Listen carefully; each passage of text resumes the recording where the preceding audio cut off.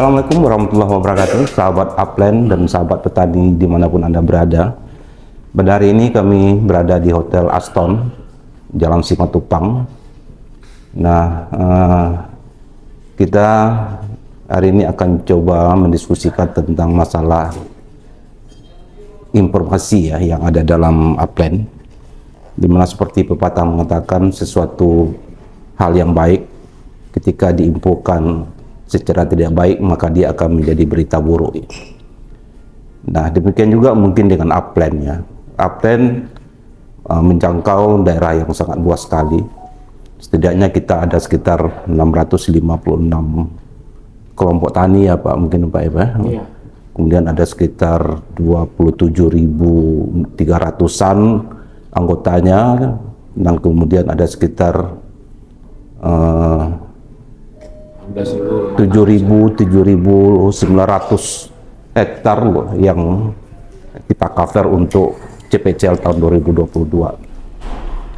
Nah, jelas semua dengan jumlah yang sebanyak itu, upland pasti akan mempunyai banyak kegiatan yang semuanya adalah kegiatan-kegiatan yang mempunyai kegiatan yang niatnya baik ya. Karena memang upland didesain untuk mengintervensi dari petani-petani marginal yang di daerah dataran tinggi dan di mana mereka selama ini mengalami banyak kesulitan, baik itu dengan kesulitan geografis lahan yang sempit, termasuk juga mereka juga sering tidak mendapatkan akses dari proyek-proyek reguler dari Kementerian Pertanian. Nah, dengan 13 kabupaten yang sekarang ini dikelola oleh upland, dengan jumlah kelompok tani yang demikian banyak, dengan luas yang begitu luas, tentunya tidak mudah ya untuk kita bisa mengakses informasi tentang kegiatan-kegiatan di upland. Apalagi upland juga adalah mengintervensi kegiatan dari hulu sampai ke hilir.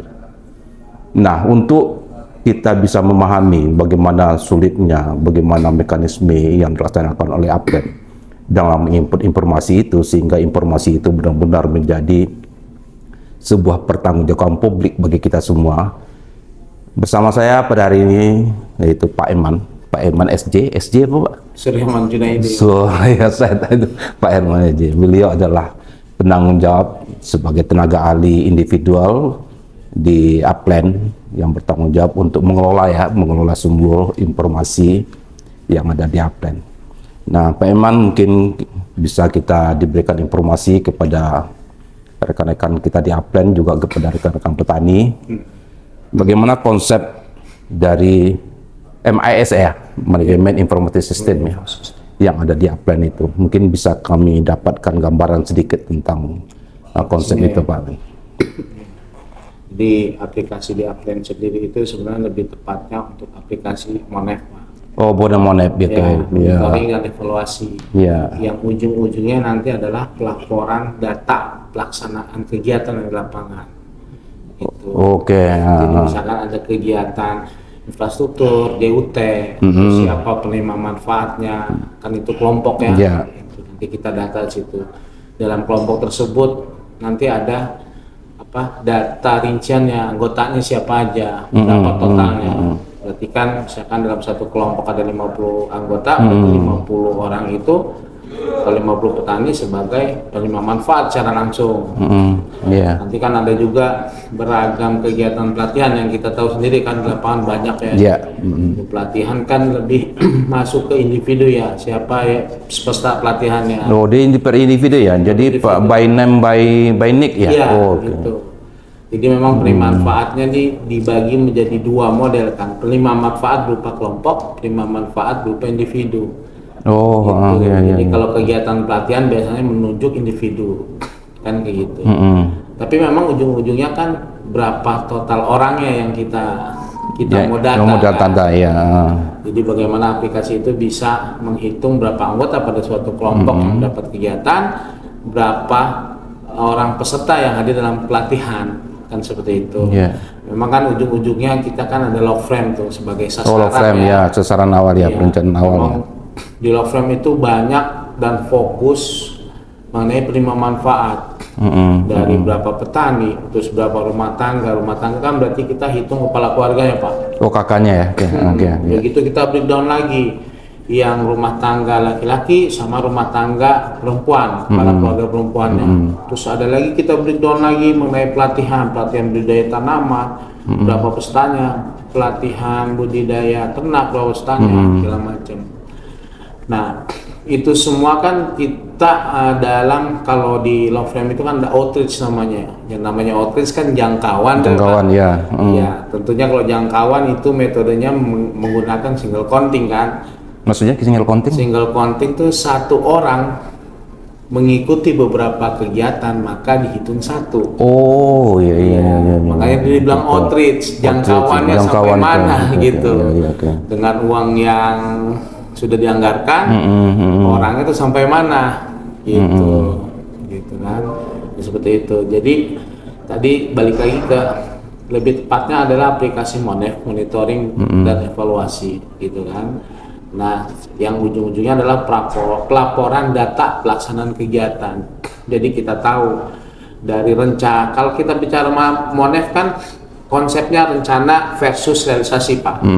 Ya kan, kalau rencana berarti kan ada pos anggaran segala macam. Nah, nanti realisasinya kegiatan ini menunjuk pos anggaran yang mana kan, seperti itu, kayak gitu realisasinya. Sehingga kita bisa tahu kan untuk kegiatan infrastruktur saja sudah menghabiskan berapa rupiah, pelatihan berapa rupiah, kan seperti itu. Terus nanti kita hitung juga dari berapa rupiah tersebut kan kita bisa lihat berapa sih prima manfaat jangkauan yang tadi itu, gitu. Jadi jangan sampai yang kita keluarkan besar, cuma outreach-nya sedikit, gitu kan. Gitu, takutnya seperti itu. Tapi memang kan yang namanya pelatihan kan, knowledge kan masing-masing ada judul-judulnya kan ya? Iya, ada temanya. Panov sendiri kan ya lebih tahu itu kan, kalau memang ahlinya di situ kan ya, gitu. Memang nggak semua judul kita sama ratakan kan ya? Ya, oke. Ketahuan.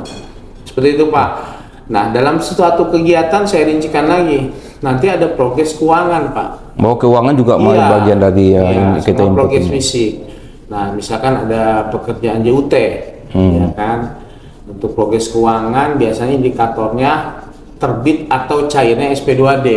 Oh, SP2D ya. Karena SP2D kan punya termin-termin. Kadang ada yang 100% langsung, ada yang 70-30 segala macam kan. Nah, ada progres fisik Pak. Fisik itu ditandai dengan upload foto beserta progresnya. Sehingga kita bisa pantau progres baik keuangan maupun fisik.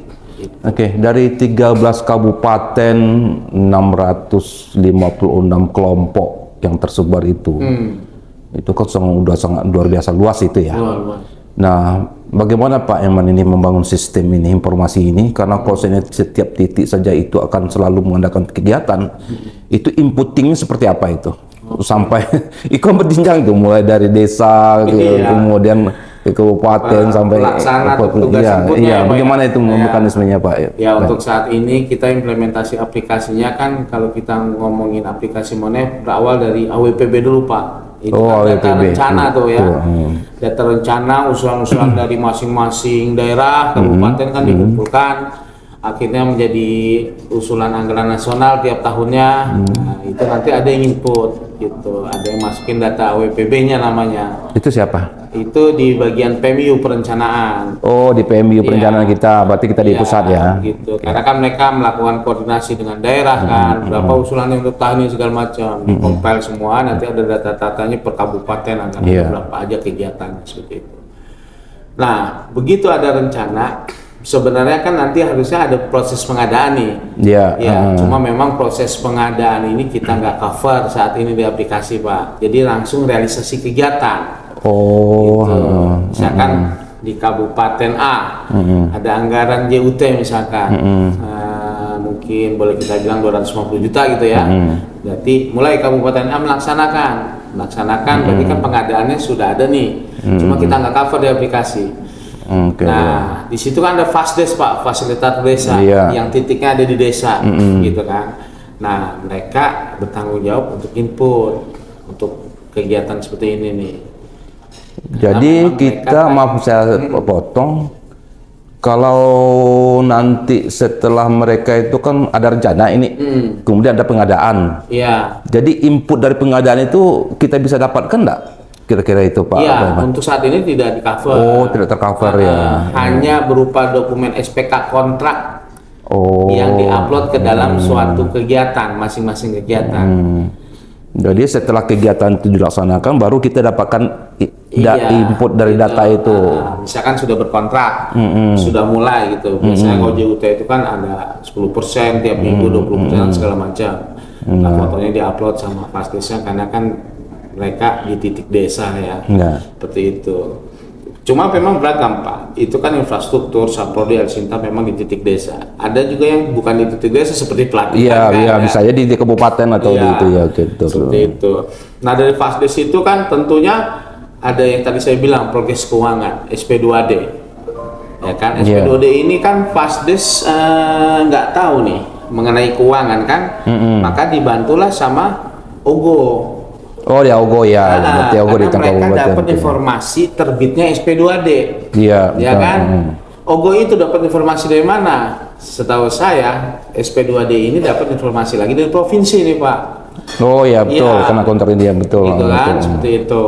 Maka begitu terbit, provinsi harus segera informasi ke OGO. OGO langsung input informasi ke Fastdes. Ini loh kegiatan ini menggunakan SP2D ini. Jadi progres keuangannya naik. Oke. Nah untuk kegiatan real di lapangan gitu ya. Jadi contohnya jalan JUT gitu ya. Itu inputtingnya seperti apa Pak Iman? Jadi apakah memang itu setelah selesai kegiatan pelaksanaan JUT itu, atau mungkin dari awal juga ada inputting gitu? Iya. Gimana itu mekanismenya Pak? Itu memang pertanyaan bagus yang memang kita sedang hadapi saat ini 2022. Iya.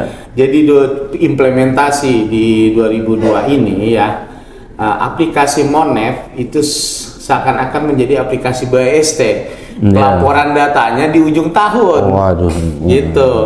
Kalau pelaporan ujung tahun ini jadi seakan-akan BST berita acara terima kan, nunggu selesai semua input. Nggak berguna progres keuangan. Iya, benar. Isinya dong dari suatu kegiatan. Gitu kan. Maka ini aplikasi Monef. Jadi ketika suatu kegiatan naik progresnya, baik keuangan maupun fisiknya, update langsung. Gitu. Ada SP2D terbit, langsung update. Ada foto yang terbaru karena keadaan JUT-nya semakin terbangun, misalkan foto progresnya berapa persen. Itu satu. Nah, jadi ini mekanisme inputting data itu bagaimana itu jenjangnya itu Pak apa? Ya, yang pertama kan input sama Fastdes dulu. Makanya Fastdes ini harus tahu kegiatannya Pak. Jadi dari AWPB tersebut nanti kan kelihatan tuh JUT ini dibagi untuk beberapa kelompok. Nah, masing-masing desa kan pegang nih si Fastdesnya.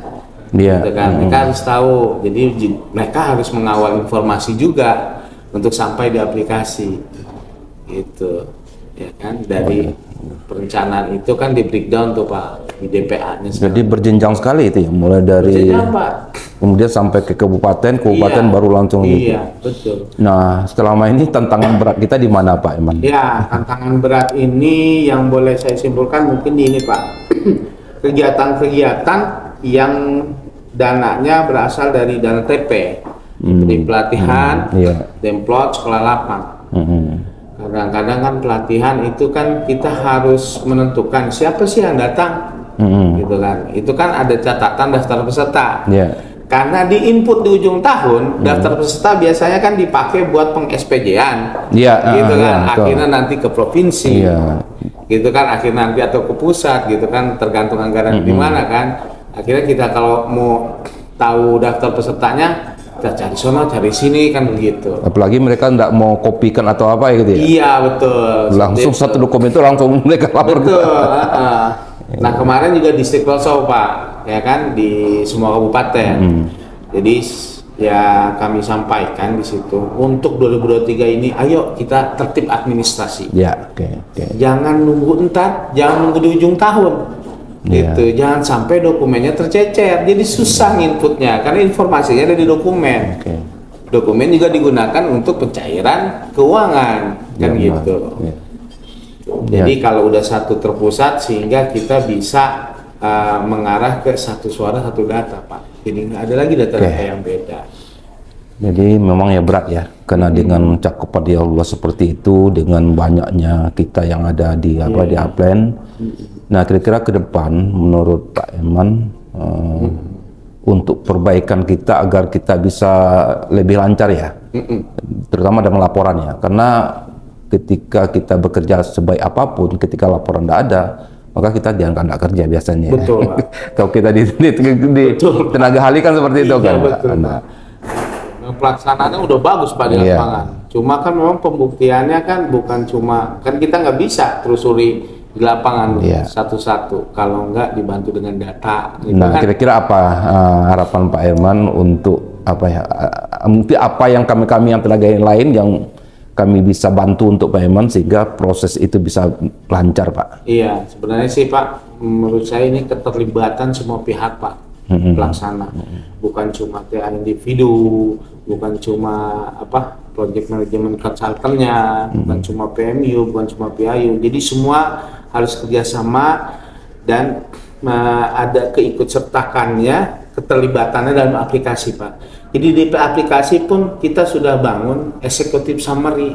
Jadi nggak perlu data-data rinci lagi. Secara total mereka udah bisa. Misalkan Pak, realisasi keuangan on granting Kabupaten A tahun 2022 berapa? Nah, sebenarnya kan dari daerah, PIU atau provinsi bisa melihat. Bener nggak nih? Kalau nggak sesuai dengan yang manual kan berarti ada yang salah penginputannya. Begitu. Makanya perlu keterlibatan pemangku jabatan yang lebih tinggi lagi di situ. Jadi kalau pemangku jabatan yang tinggi sudah bergerak, biasanya di bawah bergerak, Pak. Gitu. Oke, terima kasih banyak Pak Eman. Demikianlah betapa rumitnya ya proses dari penyampaian informasi itu dari kegiatan-kegiatan di lapangan yang itu nanti akan dikelola oleh Pak Eman dengan tim ya. Nah, berat implementasi. Jadi memang berat implementasi seperti yang tadi dijelaskan Pak Eman. Sebaik apapun pekerjaan kita di lapangan, tapi ketika pekerjaan itu tidak kita informasikan, kita tidak laporkan, dan andaikan pun kita laporkan pun juga terlambat, maka itu akan menjadi sesuatu yang dianggap tidak tidak terukur. Jadi ya mungkin ini apa yang disampaikan Pak Eman menjadikan pembelajaran bagi kita semua. Ini adalah otokritik bagi kita bersama ke depan. Memang ketika apapun yang kita kerjakan di lapangan, maka laporan menjadi sesuatu yang penting. Kinerja kita bersama di Upland, terutama bagi kawan-kawan yang konsultan, kawan-kawan yang tenaga ahli, dan kawan-kawan fasilitator dan penyuluh, kita diukur dari laporan yang kita buat. Oke, demikian saja Pak Eman. Terima kasih banyak. Boleh satu sampaikan lagi, Pak? Satu lagi ya. Jadi aplikasi sebenarnya hanya tools saja, Pak. Oh, hanya alat ya? Alat aja sebenarnya, bukan suatu yang wah-wah banget. Yang intinya memang kan. Ya, tapi saya dengar aplikasi kita ini justru yang terbaik di antara Kementan yang saya dengar ya. Ini penilaian dari pihak luar ya, IFAD maupun DSDB gitu ya. Saya dengar seperti itu. Ya, karena memang ya sebenarnya itu bukan saya pribadi yang membangun, tapi kan informasi saya dapatkan dari Pak Anofrida juga, dari teman-teman yang lain, karena saya butuh masukan bagaimana pelaksanaannya, sehingga saya bisa implementasikan bisnis proses yang ada di lapangan ke dalam sebuah aplikasi. Balik lagi tadi aplikasi hanya tool saja, jadi bagaimana kita menggunakannya, bagaimana kita melaporkan data-data informasi yang ada di aplikasi.